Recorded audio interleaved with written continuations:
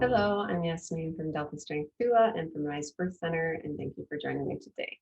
I am going to be covering, it's kind of an add-on to how a baby first breathes from a different video, but it's going to be talking mostly about the difference between a water birth baby and a land-born baby. So if you recall from how a baby first breathes, there's receptors in the nose and the mouth of the baby that starts the process of changing the circulation system and changing the lungs. So it's receptors in the nose and the mouth. So if we consider this, a land-born baby generally comes out, say a land-born baby that's born with their head. For breech babies, this is going to be the same as for water babies. But I'll just say land and water, but know that water will also have the same kind of aspects as a breech vaginally born baby as well. Okay. So for a land-born baby, the nose and mouth are activated when the head comes out, which is going to be before the rest of the body. So this is being activated earlier than the full birth of the baby because the head comes out, and especially for like first-time moms, it's not necessarily going to be the whole body is coming out at the same time. It's going to be the head, maybe a couple minutes, maybe a couple of contractions, maybe even one more contraction, but that will still be at least a minute, well, generally a minute later. So you will have the head coming out, getting these receptors, they're getting the nitrogen molecules, they're getting the gravity, and they're sending the message to start switching the circulation system and switching the lungs. So what that means, if you recall from the other video, is that there's more blood volume coming into the baby system. So when the blood volume is coming into the baby system, that starts changing their color from like a dusky kind of pale gray or purple color into that pink color we think of with the baby. So the color starts changing because you're getting more blood volume in. And you're getting that blood volume in once this area of the face comes in contact with air. So for a land baby, that happens as a head start because the head comes out, starts the process because it's getting activated, and then the body might come out a minute later. So you're already starting to see different colors on a baby who was born vaginally on land by the time that they're on the mom's chest.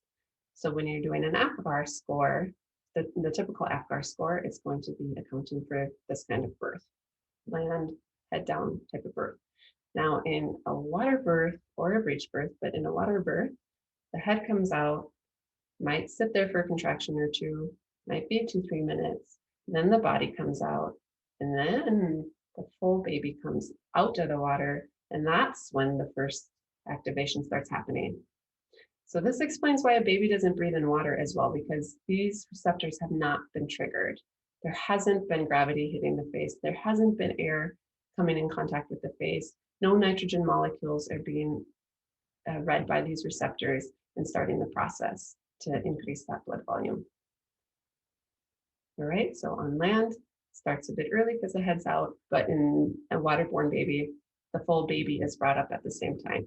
So a waterborne baby, when they're placed on their mom's chest, or a breech baby, is going to have still that paler color. So the APGAR score is a bit different for the water baby. There is a modified APGAR score so that providers know this still looks like a healthy baby, even though they don't have the same color, and even though they might take longer to breathe.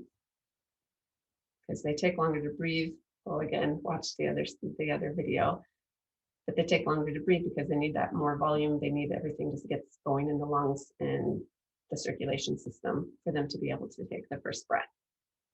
So that happens a bit later and delayed in the water birth baby or breech birth baby, but it's nothing to be concerned about. The baby is most likely very healthy. There's no extra risk from being born in water versus land having to do with the respiratory system. The baby will not take a breath underwater. There is no risk of choking or anything like that because, again, they don't start to breathe. This hasn't been activated. The only thing to note is that the color might be slightly different after a water birth. It might take a few more minutes than a land-born baby. I hope that eases some or any worries, and for providers, hopefully you get a greater understanding and can research it more and look into it more to know that there is a difference between what the baby would look like, whether they're born on land or in water. It's not going to be exactly the same.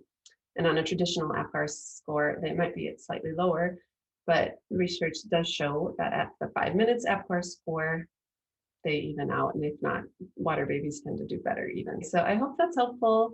Let me know if you have any questions from risebirthcenter.com, from deltastrengthdoula.com.